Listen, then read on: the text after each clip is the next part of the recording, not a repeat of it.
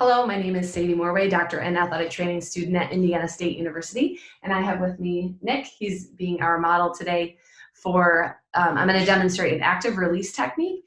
I'm going to show you this technique for the Flexor Digitorum Longus and the Flexor Hallicus Longus. So these guys can be a big culprit when we're talking about foot and ankle biomechanics. Often I think we focus so much on the gastroc and soleus complex for maybe decreased dorsiflexion or for trigger points.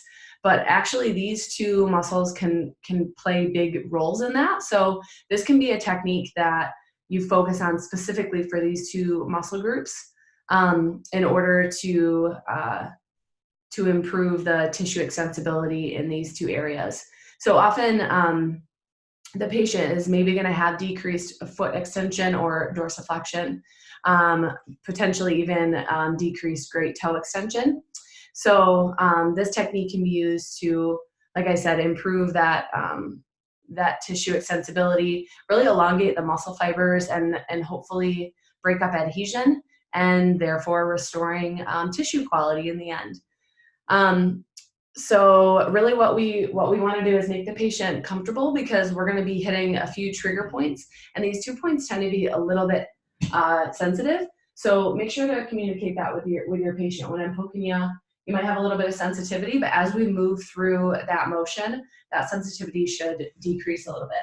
So the first step is obviously palpating the musculature and finding what you're actually targeting. So your patient's going to be prone here. So Flexor Digitorum Longus, the best way to find this is it's just lateral, or just medial, I should say, to the fibula. And so the gastroc and soleus, really their muscle fibers are ending, kind of right about here. So you're gonna have to get through quite a bit of musculature to get to the Flexor Digitorum Longus. So kind of keep that in mind. I am pressing down through that musculature, and your patient is going to probably feel that a little bit because it's a little bit tender there. So you might feel them say, ooh, kind of spicy there. But how you really feel this is I'm going to have Nick just wiggle his toes, and he's wiggling it against my leg here. And I should feel almost like a little thready feeling underneath my fingertips. That's really what I'm looking for, is that movement. There we go. So for him, that was right here. Okay, you can go ahead and stop wiggling there. So what I'm doing is I'm using my thumb, and I'm providing that tension on that spot that was tender, and I'm taking my other hand and just giving a little bit of extra force. That way I'm not having to use my thumb strength in order to push down into that tissue, but rather I'm using my body weight on this side. Are you okay with that pressure? Okay, so all Nick is doing, and now I'm going to let him go here, because all he's going to be doing is doing a gas pedal. So you're pushing your foot down into plantar flexion. Yeah, and bring it back up into dorsiflexion. Good. And plantar flexion and dorsiflexion.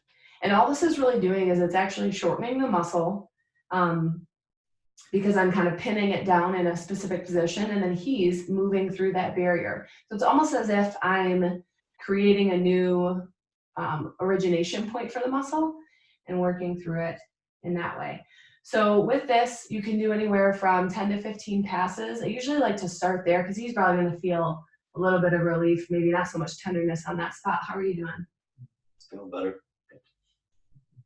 So a couple more here. And I can even feel underneath that tissue density is not as much as it was before. Okay, so go ahead and relax. Good. So then if I want to focus on Flexor Hallicus, I'm just going down a little bit further, and I'm kind of doing the same technique to feel if I'm feeling the right positioning. But this is going to be actually the muscle belly is just distal to the muscle bellies of the gastroc and soleus. So go ahead and wiggle those toes again. Yep, and I should be feeling that same muscle contraction of those fibers there. So then I would just do the same exact technique there. So giving that pressure and then having him move through that range of motion. Yep. A little bit different tenderness. So we'll do a couple passes here just for demonstration.